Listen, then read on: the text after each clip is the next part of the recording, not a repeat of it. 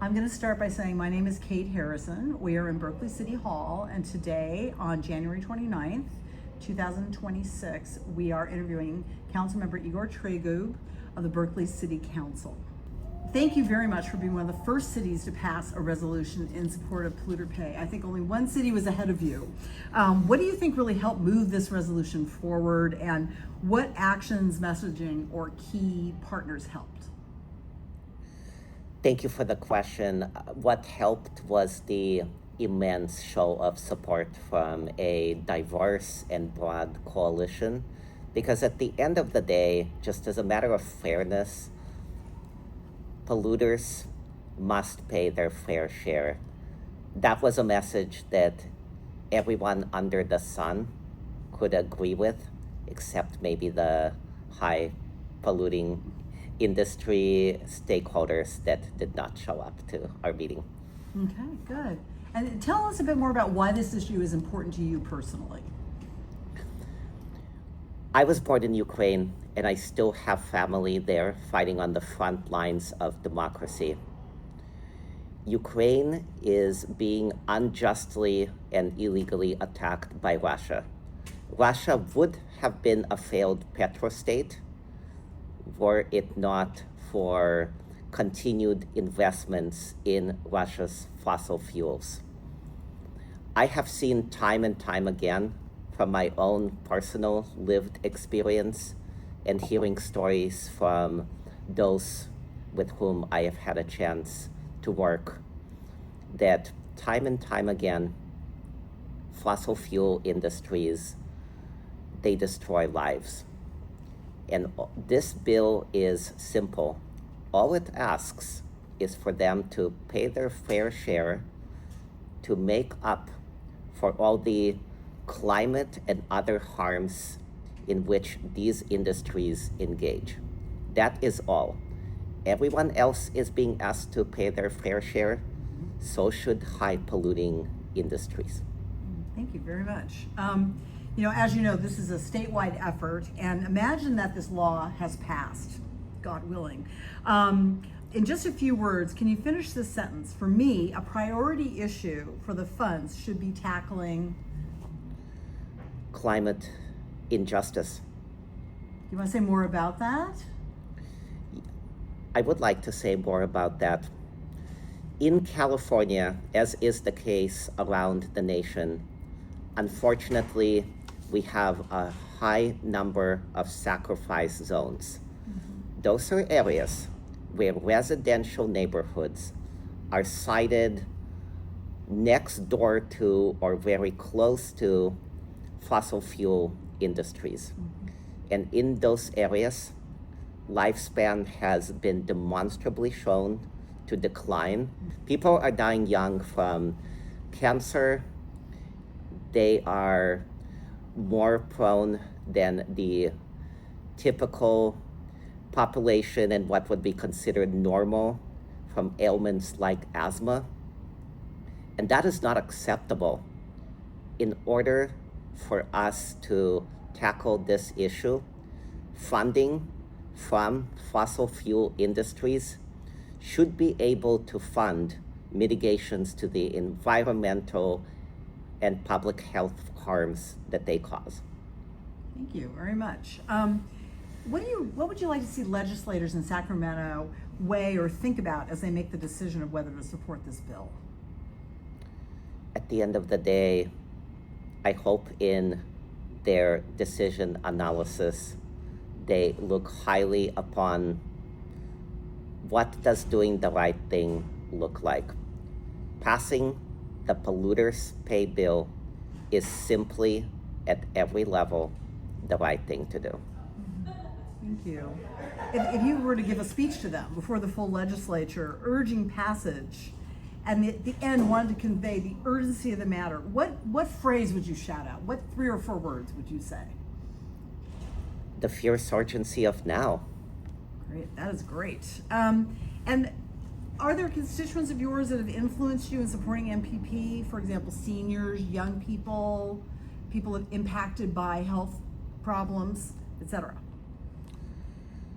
Well, absolutely. My lived experience was sufficient for me to come out in support of the bill, even the concept of the bill before it was formally introduced.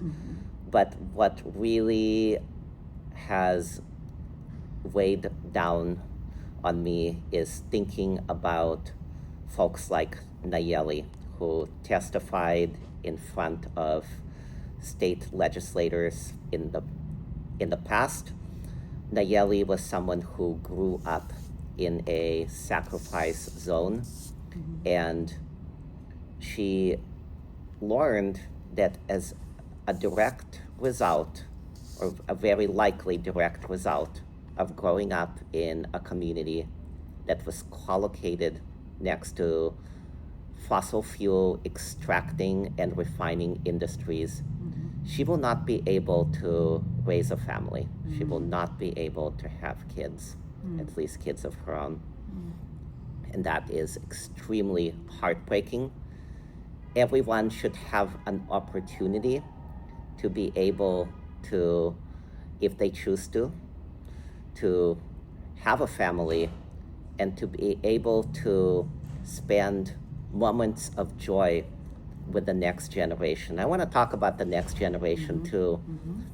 This is very much an intergenerational issue, but it is that next generation that has been out in the streets for the right of everyone to be able to live in a clean, healthy environment, in an environment of abundance and joy. The sooner we tackle this simple notion of making sure that those industries that create products through the process of which is directly resulting in a loss of human life or in a reduction of human health, that they need to pay their fair share. In conversations about passing the resolution in Berkeley, what excited you the most about the Climate Superfund bill and its possibilities? The opportunity to work with a diverse and broad coalition on a resolution in support of the Polluters pay bill was a cathartic, powerful moment that I will never forget. Community members, neighbors from all walks of life and from every part of Berkeley came together in support. Nurses and health professionals, climate justice organizations and advocates, and everyday people that simply want the best for their families and want everyone to be able to have the very best for families around the state. The opportunity to stand in solidarity with frontline communities was something that made an indelible impact on me, and one that I will never forget. How would you like to see whatever funding might come to Berkeley used? Well, we certainly are in a tough budgetary situation right now, and whatever funding could come to Berkeley would be spent on outcomes that would be life-affirming, from ensuring that Berkeley is able to be a place that everyone can call home, to ensuring transformative health, including mental health outcomes. This funding is desperately needed, not just in Berkeley, but in local communities across the state. And we look forward to using it towards their highest and best use. And one more specific question, and then we'll close. How do you think this growing local action, we have 22 cities now that have passed resolutions and 3 counties will move the state legislature. Do you see this local action having an impact on the ability to get the state to finally pass this? Absolutely. There is a mantra that has been drilled down on me: as goes Berkeley, so goes the state. And I'm going to expand that to the entire Bay Area. It is so heartwarming to be part of a broader Bay Area community within which a number of local jurisdictions have already signed on, whether it's individual sign-ons from elected officials and community leaders or councils, or maybe in the near future, the Board of Supervisors passing a resolution of support. It all adds up, and together, I know that we will be able to ensure that the state legislature follows. It will be a humble reminder from all of us in the Bay Area to the state legislature and to our governor to do the right thing and pass this bill. Thank you very much, Councilmember Tregub. Is there anything that I haven't asked you that you'd like to add?